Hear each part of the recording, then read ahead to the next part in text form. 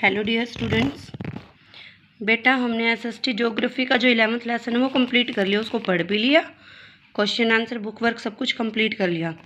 आज हमारा 12th lesson है स्थल मंडल भूमि का परिमंडल। ओके, स्थल मंडल भूमि का परिमंडल, ये वाला जो लेसन है आज हम सिर्फ और सिर्फ इसके महत्वपूर्ण शब्द रीड करेंगे अच्छे से।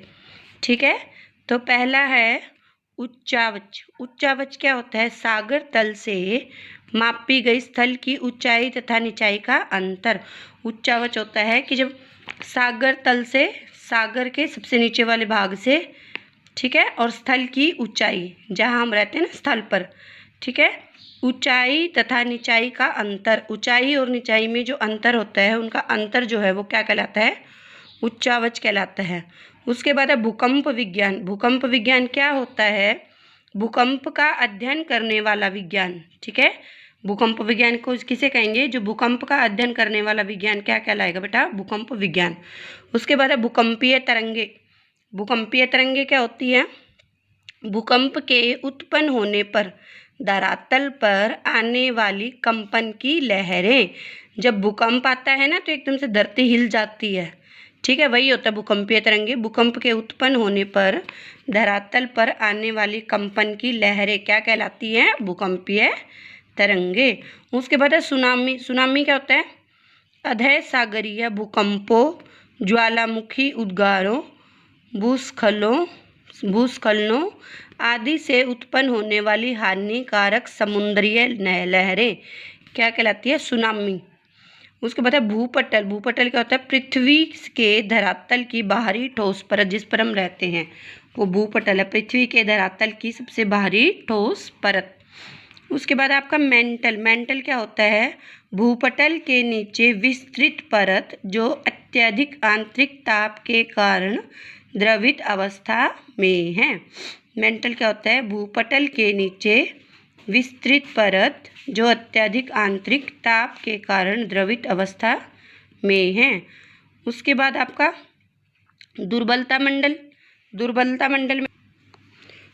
मंडल में क्या आएगा बेटा? इसमें आएगा मेंटल का ऊपरी भाग जो लचीला तथा आंशिक रूप से तरल है। दुर्बलता मंडल में क्या आएगा?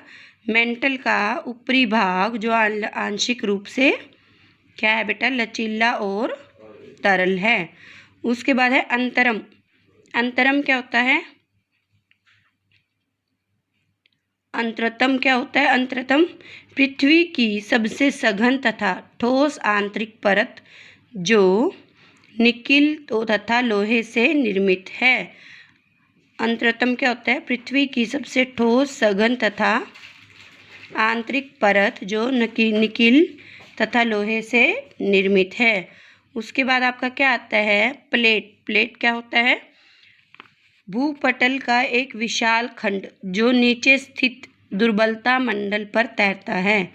भूपटल का एक विशाल खंड जो नीचे स्थित दुर्बलता मंडल पर तैरता है तथा अन्य प्लेटों के संदर्भ में गतिशील रहता है। तथा अन्य प्लेटों के संदर्भ में गतिशील रहता है। उसके बाद है जीवांशम। जीवांशम क्या होता है? वनस्पतियों तथा पौधों के मृत अवशेष। जीवांशम क्या होता है? वनस्पति तथा पौधों के मृत अवशेष क्या कहलाते हैं? जीवांशम कहलाते हैं। उसके बाद जीवांशम ईंधन क्या होता है? जैविक उत्पत्ति वाले ईंधन। जीवांशिक ईंधन क्या होता है? जैविक उत्पत्ति वाले ईंधन क्या कहलाते हैं? आपका जीवांशम ईंधन कहलाते हैं। विवर्तनिक क्रियाएं। विवर्तनिक क्रियाएं क्या होती है? प्लेटों के किनारे होने वाली वलन, भ्रंशन आदि क्रियाएं। प्लेटों के किनारे होने वाली वलन, भ्रंशन आदि क्रियाएं क्या कहलाती हैं बेटा? ये कहलाती हैं विवर्तनिक क्रियाएं। ठीक है, तो बेटा आज हमने इस 12th लेसन का स्थल मंडल भूमि का परिमंडल, इसके जो महत्वपूर्ण शब्द थे कौन कौन से थे?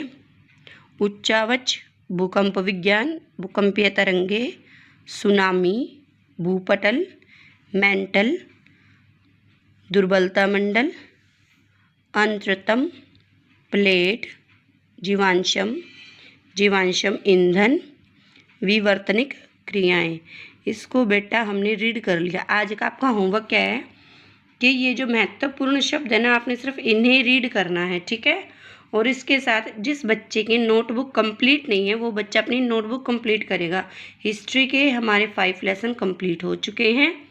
उसके बाद हमने 11th लेसन ज्योग्राफी का फर्स्ट उठा लिया। ज्योग्राफी का फर्स्ट है, बुक में 11th लेसन है, वो किया है, वो भी हमारा कंप्लीट है। अपना PDF पीछे से लेके बेटा उसको कंप्लीट करो, ठीक है।